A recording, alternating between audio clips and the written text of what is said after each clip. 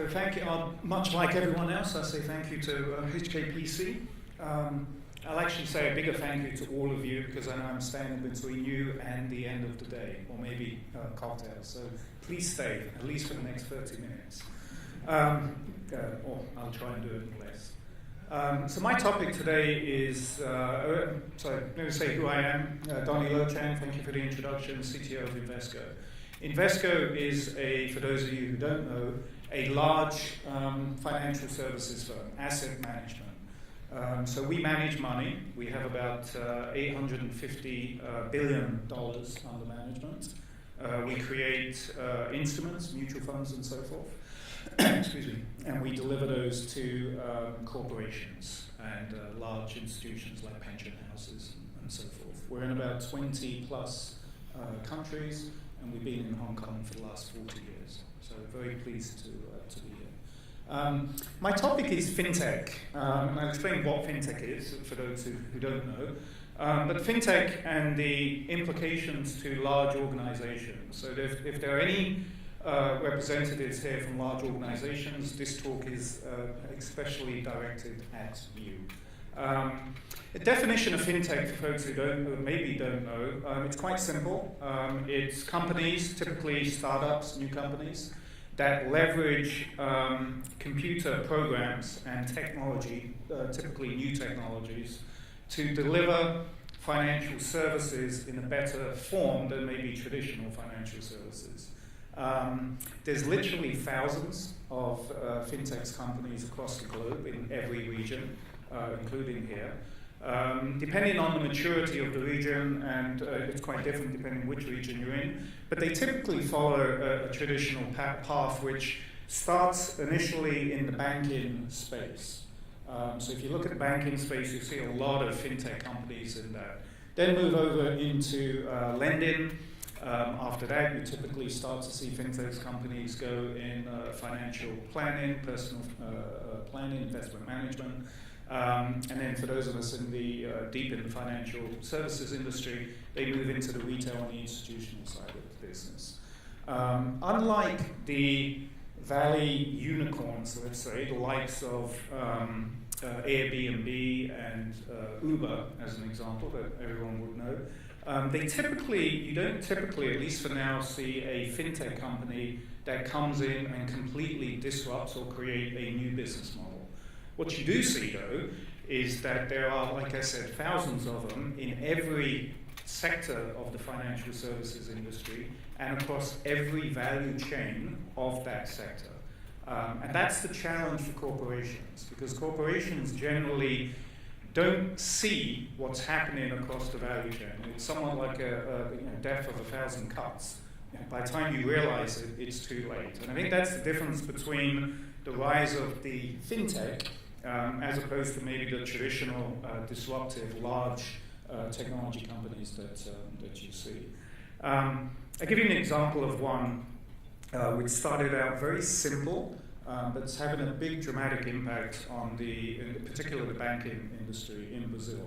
So in Brazil there's a startup company, it's not a startup anymore, but it was in 2014, called Nubank. And for those of you, maybe some know Nubank, but Brazil's a very complicated environment for new companies, let's say. And if you believe the story, it was started by a Colombian entrepreneur who was treated poorly by a bank to get a credit card. Very simple. The world doesn't need another credit card, you would think. But this woman decided that I'm going to form a startup, and I'm going to look at the pain points that typically that large organizations, the banks, etc., are not paying attention to from a customer experience. So they came out with a very simple product, which was a credit card. Again, you may not think the world needs another credit card, but they had a couple of interesting aspects to that. And they say this because this, I think, is one of the fundamental benefits that the Fintech companies have, is they look at things from a customer experience, and they look at how you reduce the frictions, and you make things easier for the end consumer. And that's actually one of the values they have. So it was a credit card. It was zero fee. again, may not sound that innovative, but in an environment where everyone else charged a fee, that was the first thing. Then it was, or is, I should say, zero paperwork. So no paperwork to open a credit card, as opposed to the weeks, etc., that typically that takes in Brazil. Third, it was completely all mobile. So everything was conducted on mobile with a superior experience. And in the fourth, and for folks who understand Brazil and credit and so forth, it was every single person can get a credit card. And they used algorithm scoring to say what the interest rate would be. I think it was 2.7 to about 9 when the peers were about 18 to 22. And this was 2014. The end of 2014, they had 12 million applicants. You fast forward to today, I think they're number 4 in terms of the credit card issuers in Brazil right now, ahead of Citibank. They still only have one product. They recently announced they're now going to go into a second product. So imagine what that would do. They've got about 300 billion in funding, and since then, I think there's about 300 Fintech companies that have started in Brazil, all going after the banking space. So that's a challenge. Well, that's one of the challenges for corporations like Invesco, which is these rise of the fintechs that, again, don't come in and disrupt the whole financial services industry or the sector that you're in, but they do attack components of the value chain, and they do offer vastly superior customer service and experience.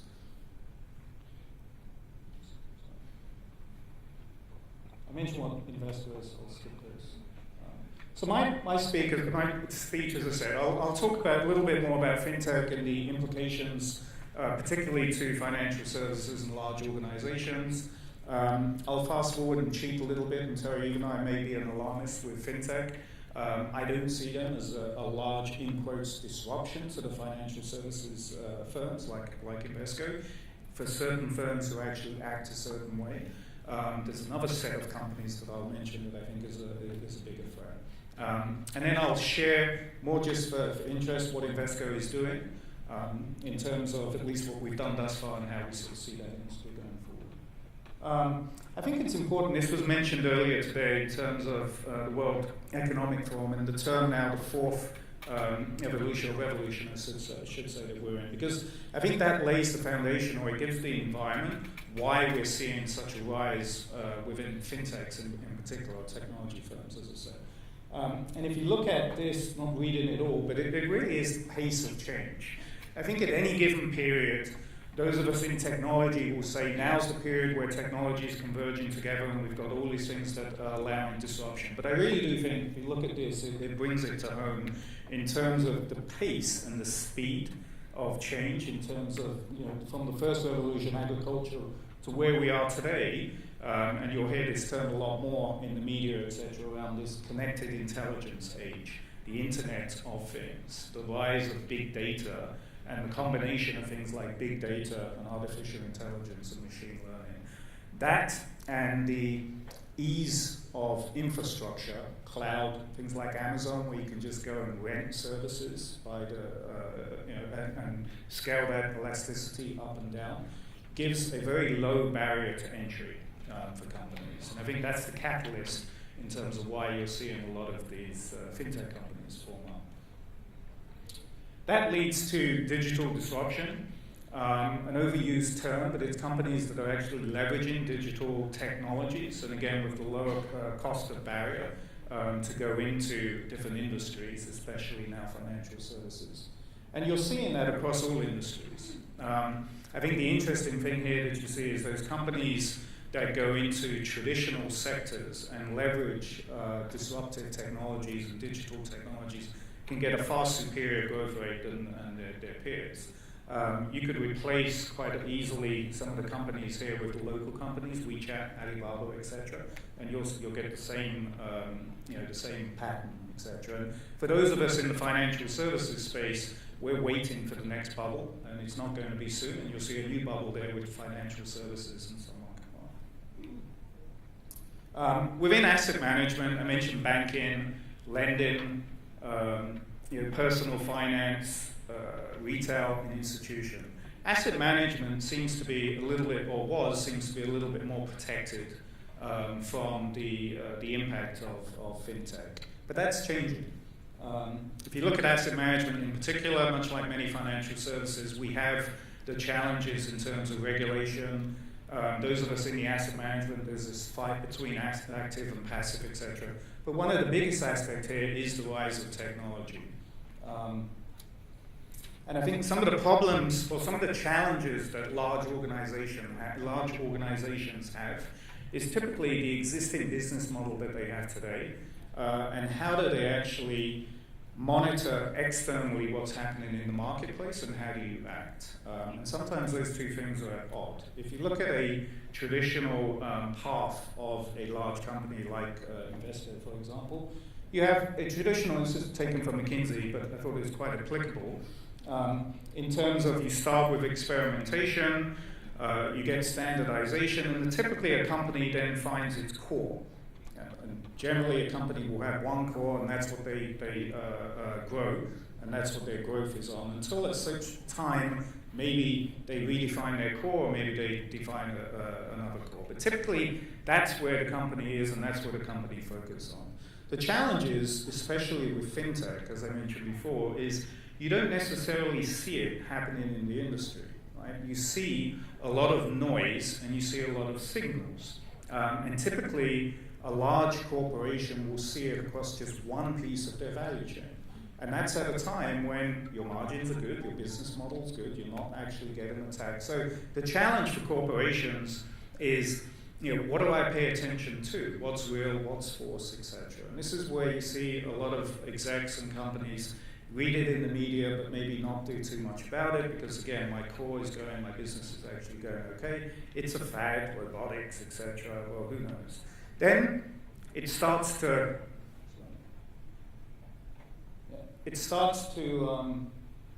become clear. Yeah? Typically in Fintech, one of the signals you look for is funding. You start to see 2, 3, 4, 5, 6 companies all in the same space, and then the funding's going in. So now there's a signal there, it starts to become clear. But again, for corporations, your core is still going okay. And then your organization, the majority of the time and effort and focus of your organization is still around the core. You may be lucky and you may have small individuals that are, like Marcus, looking way ahead and saying, no, actually we should be looking at this, but generally that's a hard hill to fight within an organization, especially at this point. You then rise and it starts to take a little bit more shape in the marketplace, it becomes inevitable. At that point you become reactive. And the point is to act when you don't need to act versus acting after the fact. And then for some organizations, you've missed the boat, and there's a new norm, there's a new core, there's a new way, new business model, new way of doing things, and at that point, many companies then either go into acquisition mode, or and some I've seen is you double down on your core again, and you go into cost-cutting mode, and that's just the death spiral in terms of an organization. So, maybe being a little bit of an alarmist to begin with in terms of Fintech, maybe it's worth looking at it a little bit more pragmatic in terms of where we are today, or at least our view in terms of where we are today with Fintech across the financial services industry. As I mentioned before, unlike the sort of unicorns, they haven't come in and disrupted the whole space or a whole sector. What they have done, though, is on the one side, they've accelerated the pace of innovation. If you look at most of the features and functionality from an innovation standpoint that large corporations are doing, especially banks, etc., the reason they're doing that is because it's driven by the Fintechs. Right? The Fintechs are the ones that are leading the pace and leading the innovation, and then the traditional companies are leveraging those. It's much the same as it was in X period of time when internet banking was first coming out. It was a disruption. It was going to change, and actually physical mortar banks were going to go. Until actually it was a way of doing business, and every bank now has to have an internet presence. So the Fintechs, at least for now, seem to be acting within the value chain, and they're leading the innovation, and they're leading and pushing the pace of innovation, which ultimately has a good thing in terms of the end consumer, in terms of the benefit for the consumer. The other area that they're leading is the customer experience, especially with digitization and digital technologies, etc. They're having a tremendous impact on that side of the thing. Where they have fallen short is, like I said before, they're not the masters of the universe. They're not taking over the whole sectors, at least right now. And what that's led to for corporations who at least see it as an opportunity, it's led to more synergies versus disruption or competitors between fintechs and large organizations. And you're seeing that already. You're seeing a lot of activity for those of us who follow the fintech space. It seems to be a traditional path where in any given sector, if you take the robo space, there's probably one or two that survive, and then the rest end up partnering with large corporations, and it becomes a feature and a product within that large organization. So our view within Invesco is actually, we see it more as an opportunity. We see it actually as a way where you can externalize your innovation. So you will have innovation internally, but you can leverage the external marketplace for innovation. And there's lots of opportunities for partnerships. Basically, you treat the fintech universe of space as a supermarket for capabilities, because for the majority of them, it's individual capabilities that you could collect up as you develop products and services out to your end customers. I mentioned earlier, fintech is one area. I think the bigger threat for corporations actually is probably not fintech, it's big tech. And you'll hear over time a lot more of that term in the media in terms of the dominance from a very small select few large technology organizations. And at least for now, you're seeing that in Asia and you're seeing that in North America with the likes of Amazon and Google and so forth, and then the same on this side, WeChat, Alibaba and so forth. And I think the danger or the threat or the opportunity, depending which way you want to look at it for large organizations, is these guys. And what if they come into financial services? I know here Alibaba's already into financial services and doing well, at least in one area, but that's the challenge. You've seen these companies already have a, let's say, large impact on things like the media sector, the music sector, the electronics and the retail sector. Amazon quite recently now has gone into groceries. You wouldn't afford that. But when they did, the whole retail sector went down 20%. So again, the threat or the scenario that corporations have planned out is, what if these companies started pointing to yours? So in short, I think the fintech companies and the fintech space is more opportunities in terms of capability gathering. It's the big techs that we have to figure out and actually, to some degree, partner more with. So what is Invesco doing about that? And I'll go quick on this area. We're doing a number of things, and it's more just share advice for any corporations here. It starts actually with a change internally, and this is tough for organizations, as I mentioned, that are centered around one core area of a business model. But it really starts in terms of two ways, one externally and one internally. Externally in terms of market awareness for companies like Invesco that are not necessarily known, at least externally, from a technology innovation. It's actually promoting ourselves that way so that we can get the attract and we can attract the talent so that we can start to evolve and change internally. On the right-hand side there, it's treating technology as a business. I said earlier, and I don't use the word IT, if you're in a corporation and they're calling your organization IT, and they're treating IT as an enabler or supporter to the business, that's the wrong way. The first thing I would advise is rename IT to technology, right? Because it's a lot more than just supporting and enabling the business. Technology should be a competitive advantage to the business, and you should be out there as an IT department of a corporation. You should be out there actually competing and leveraging with all the fintechs and the startups of the world. And you should have that more product mindset, treating technology as a business versus a supporter and enabler. And then you've got the internal, and many companies and large organizations are wrestling with that from a culture change. How do you add more innovation? Doing things like hackathons, creating headroom for your internal staff to actually be innovative. The other thing that we've done, we've gone shopping. This is one example, GemStep, which is a robo-advisor. And we've set up in technology a number of scenarios that challenge our business model. model. So there's assumptions. Every organization will have assumptions, and most of the organization is following those assumptions. What we've done is we said, okay, let's create some scenarios that challenge those assumptions. It's scenario planning. This one was focused around advice. Historically, and we believe that advice is delivered through humans. That's how our business model is there. But the alternative is what's not. What if it's not? And what if it's delivered via machines? And that will lead you to look at the space of what's coined robo-advisors. But it's basically leveraging digital technology and a little bit, I won't say machine learning, predictive analytics and so forth, but basically to understand an individual, understand their needs, create a product for them, put them in portfolios and manage that, rebalance, all automated. So we purchased GemStep, we let that run in parallel, we haven't swallowed that up, even though it could be quite different than our business model that we have today. And that's an example. We helped them pivot from a consumer base to now going after the retail and institutional space, which is the space that our business is in. So it's not competing, but it is going separately. That's just one example.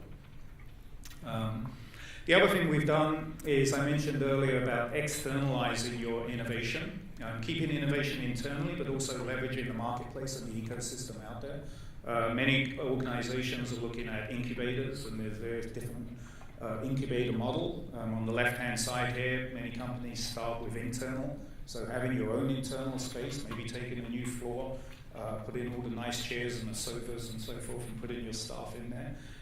We see that there's limited value. We like the one on the right, which is actually this community-based incubators now that are popping up that have in one location startups, corporations, and students, all in one area. So being in that area, you can get and live and co-mingle with innovative companies and so forth. So at Invesco, we have a multifaceted view. We just call Invesco Labs.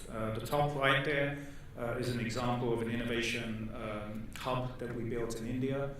We did that initially internally for our own staff. We run hackathons and so forth. We've opened that up.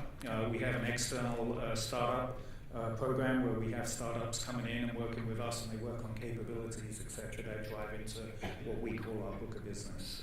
We're doing the same in London, that's down there. The top right hand is the model I explained before.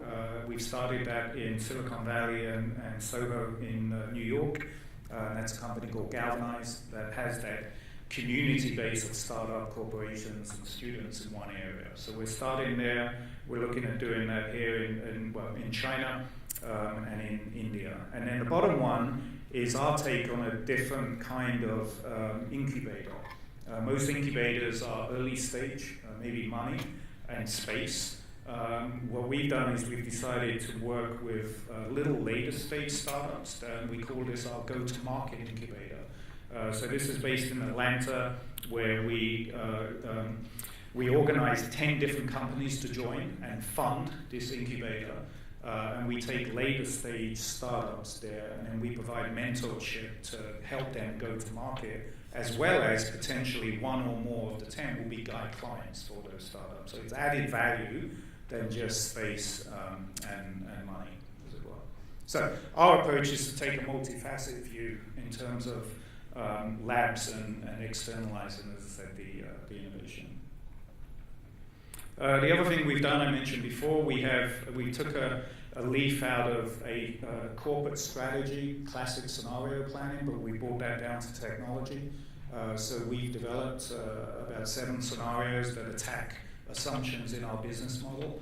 And then we use that to monitor triggers in the marketplace, and then when a trigger hits, we act.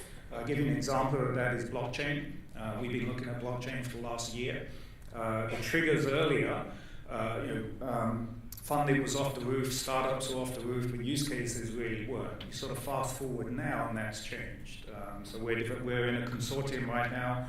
For those in financial services may recognize this. We've got a use case to do T+0 settlement. So the efficiencies you would get from that, as well as the liquidity that goes back into the marketplace, are huge. And just in the interest of time, I think I'll skip these and just land on I won't read all of these, but just some ideas in terms of what we've experienced that corporations should sort of take going forward. And I think if you look at maybe 1, 3, 1 and 5, I guess is probably here. There's a theme here around thinking big, and incrementalism leads to irrelevance. And for many corporations, when they start to recognize, in, let's say, financial services, and they start to recognize fintech companies or something happening in the marketplace, it takes a long time to get the swell of the organization to recognize that. And you find that even then, at some point, they do it at the side, they do it at the margins. And that will not get you where you need to do. If you're in the space and you really do believe that the innovation is going to have an impact on your business, you've got to think big. You've got to create the headroom that can run in parallel to your business, not just at the margins and not just incremental. The other thing you need to do, number 10 here, is be agile. Again, going back to that disruptive curve, you've got to recognize when you have to act and you've got to take some bold moves. I'll give you an example of Netflix, 2011, 2012. Netflix shut down their DVD, which was their core. That was their business model. It actually was making money. It was going good. And they were probably 3-4 years ahead of the streaming business. But they shut it down. Their stock price went down 80%, and now look at them. So I'm not saying every business should shut down their core, not at all. But you do need to recognize when your core is under attack, and you do need to start to invest in I'm selfish in terms of technology, it's business model, but technology and impact it has on business models. And you've got to do that in a way that's not just incrementalism. So I think I got all the time. I'll end